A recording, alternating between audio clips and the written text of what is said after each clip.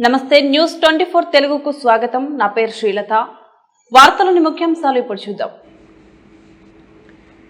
అన్నమయ్య జిల్లా నల్లగుట్టపల్లి రామపురంలో మహాభారత ధర్మకర్త మాజీ market committee chairman Maddirevula Ramesh Reddy ఆధ్వర్యంలో చేపట్టిన మహాభారత యజ్ఞంలో రాష్ట్ర రవాణా యువజన క్రీడల శాఖ మంత్రి మండిపల్లి రాంప్రసాద్ రెడ్డి పాల్గొన్నారు.